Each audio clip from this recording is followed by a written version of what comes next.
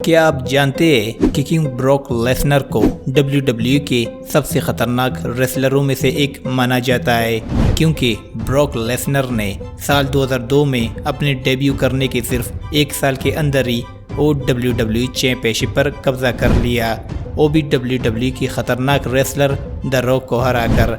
अगर आप ब्रॉक के इस आतंक से मुतमईन नहीं हो तो वीडियो को लास्ट तक ज़रूर देखना, अगर हो तो वीडियो को एक लाइक तो बनता है बॉस। तो आइए जानते हैं 5 ऐसे रेसलर्स के बारे में जिनकी हड्डियाँ ब्रॉक लेसनर ने लगभग तोड़ी दी थी। सो हे गाइस, मैं हूँ आमिर बलोच और आप सब देख रहे हैं रेसलिंग 007। नंबर 1 पर है शॉन माइकल्स। दोस्तों, ये बात है 13 अगस्त 2012 के मंडे नाइट रॉ की, जहां शॉन माइकल्स अपने जिगरी दोस्त ट्रिपल एच को समर स्लैम में ब्रॉक लेसनर के खिलाफ मैच लड़ने के लिए मोटिवेट करते हैं और इसी रात ब्रॉक बैक स्टेज में शॉन माइकल्स पर हमला कर लेते हैं और उन्हें वाहन से उठाकर रिंग में ले आते हैं। और यहाँ पर ब्रॉक लेसनर पहले शॉन माइकल्स को F5 दे मारते हैं और बाद में उनको अपने सबमिशन यानी किमोरा लॉक में पकड़ लेते हैं। और जब ट्रिपल एच अपने जिगरी को बचाने के लिए रिंग में आते हैं तो पॉल ही में ट्रिपल एच को वार्न करता है कि अगर वो रिंग की तरफ आए तो ब्रॉक उनके दोस्त के हाथ को तोड़ देंगे। क्योंकि ये बीस्ट है तो ब्रॉक ने इसके बावजूद किमोरा लॉक से शॉन के हाथ को ज़ोर से मोड़ दिया, जिसकी वजह से शॉन का हाथ टूट गया। और जब ट्रिपल एच ब्रॉक की तरफ आए तो ब्रॉक और पॉल वहां से निकल गए। You need to get out of the way! I told you I was gonna get that! Where are they? What happened? What is Shawn? What happened? And that's Shawn Michaels. Lesnar with a near one. And F5 to Michaels.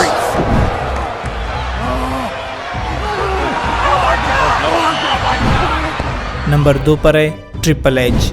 Friends, ये बात है 30 अप्रैल 2012 में होने वाले Monday night raw की, जहां Brock Lesnar धोखे से ट्रिपल एच पर हमला कर दिया और बाद में किमोरा लॉक के जरिए ट्रिपल एच का हाथ मोड़ दिया था और इस वजह से ट्रिपल एच इंजर्ड हो गए थे। और इस इंसिडेंट के बाद आने वाले कई रॉ के एपिसोड में ट्रिपल एच के हाथ पर पट्टा चढ़ा हुआ था और वहीं से ट्रिपल एच और ब्रॉक की दुश्मनी शुरू हुई थी। चूँकि ब्रॉक ने ट्रिपल एच के साथ शॉन का हाथ भी तोड़ा था तो अपने सम्मान को बचाने के लिए ट्रिपल एच ब्रॉक के साथ मैच लड़ने का फैसला कर लिया, वो भी समर स्लैम में।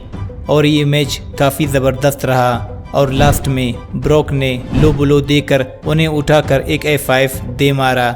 लेकिन फिर भी यहाँ ट्रिपल एच हार नहीं मानते और जब ट्रिपल एच ब्रॉक को अपना फिनिशर पेडिग्रे दे मारते हैं तो ब्रॉक ट्रिपल एच को अपना किमोरा लॉक में फंसा देते हैं। और जब यहाँ ट्रिपल एच टैप आउट नहीं करते हैं तो ब्रॉक गुस्से से ट्रिपल एच के हाथ को ज़ोर से मोड़ देते हैं, जिसकी वजह से ट्रिपल एच टैप आउट करते हैं और वो ये मैच हार जाते हैं। और इस हार के बाद ट्रिपल एच कई महीनों तक WWE से बाहर रहते हैं और फाइनली रेसलमेनिया 29 से पहले ट्रिपल एच अपने नई लुक में धमाकेदार वापसी करते हैं और बीस्ट के खिलाफ रेसलमेनिया 29 में फिर से एक मैच लड़ते हैं। और यहाँ इस मैच में ट्रिपल एच के साथ रिंग साइड पर शॉन भी मौजूद होते हैं और लास्ट में ट्रिपल एच ब्रॉक को स्टील स्टेप पर पेडिग्रेड देकर ये मैच जीत जाते हैं और ब्रॉक से अपना बदला पूरा करते हैं।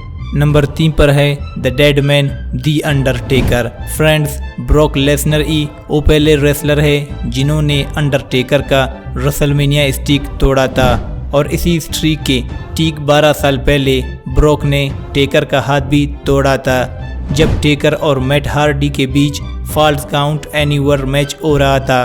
तो ब्रॉक ने आकर पहले टेकर को F5 मारकर इस मैच से हरवा दिया, फिर एक सिलेंडर से अंडरटेकर के हाथ पर मार दिया, जिससे टेकर का हाथ टूट ही गया था। और इसी इंसिडेंट के 17 दिन बाद उसी इंजर्ड हाथ से टेकर ने ब्रॉक लेसनर के खिलाफ हेल इन अ सेल मैच लड़ा और ये मैच वर्ल्ड हेवीवेट चैंपियनशिप का था। और इस मैच में फिर से ब्रॉक ने टेकर के हाथ पर स्टील चेयर से वार किया और लास्ट में उन्हें F5 देकर टेकर को हरा दिया और इसी तरीके से ब्रोक ने अपना चैंपियनशिप भी रिटेन कर लिया। नंबर 4 पर है मार्क हेनरी। फ्रेंड्स, 30 दिसंबर 2013 के रॉ में ब्रोक और पॉल अपनी वापसी करते हैं और जहां पॉल ही में ब्रोक की काफ़ी तारीफ करते हैं कि ब्रोक की WWE चैंपियन को चैलेंज करने का असली हकदार है, और वहीं मार्क हेनरी आकर ब्रोक के साथ भिड़ जाते हैं और लास्ट में ब्रोक रिंग के नीचे फ्लोर पर ही हेनरी को F5 मार देते हैं। और 7 दिनों के बाद नई साल के नई रॉ के एपिसोड में फिर से हेनरी आकर ब्रोक के साथ भिड़ जाते हैं और इस बार ब्रोक ने मार्क के हाथ को ही निशाना बनाकर किमोरो लॉक में जकड़ लिया और फिर क्या था कि ब्रोक ने जोर से उसका हाथ मोड़ दिया, जिससे हेनरी का हाथ इंजर्ड होता है और उन्हें दर्द होना शुरू होता है।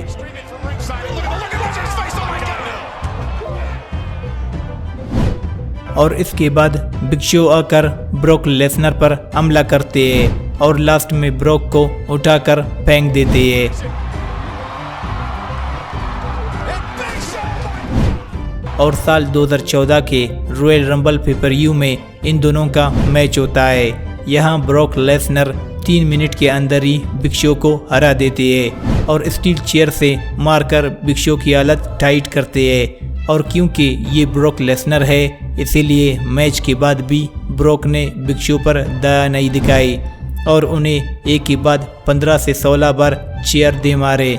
और 3 मार्च 2014 के एपिसोड में फिर से मार्क हेनरी ब्रोक लेसनर से भिड़ जाते हैं और इस बार ब्रोक अनाउंसर वाले टेबल पर मार्क हेनरी को एक F5 दे मारते हैं और एक किस्सा वहीं पर ख़त्म होता है।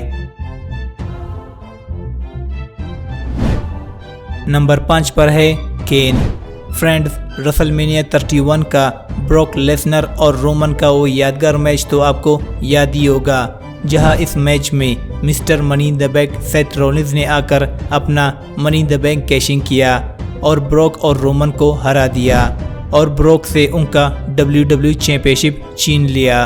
और जब साल 2015 के बैटल ग्राउंड मैच के लिए ब्रोक और सेथ के बीच कॉन्ट्रैक्ट साइनिंग हो रहा था और उसी सेगमेंट में ब्रोक ने सेथ और केन पर हमला कर लिया और पहले ब्रोक ने सेथ को एक सुप्लेक्स मारा, फिर केन को बाहर फेंक दिया और इसके बाद ब्रोक ने केन को एक F5 दे मारा और ये देखकर सेथ वाहन से भागने में कामयाब हो गया और गुस्से में आकर ब्रोक ने केन के एक पैर को स्टील स्टैक के ऊपर रख दिया और दूसरे स्टील स्टेप से मार दिया, जिससे उनके पैर में खतरनाक चोट आई थी और केन की वही वाट लग गई। और दोस्तों, इन 5 मोमेंट में आपको सबसे ज़्यादा खतरनाक मोमेंट कौन सा लगा, हमें कमेंट करके ज़रूर बताना। और दोस्तों, ये भी कमेंट करके ज़रूर बताना कि आने वाले वीडियो आप किस टॉपिक पर देखना चाहते हो। और दोस्तों, इस वीडियो को लाइक करना, चैनल को सब्सक्राइब करना और बेल आइकन को भी ज़रूर करना। तब तक के लिए अल्लाह हाफिज़। और दोस्तों, अगर आप हमारे इस नए चैनल को सब्सक्राइब करना चाहते हैं तो इस लिंक पर क्लिक करें जिसका नाम है बलोच TV।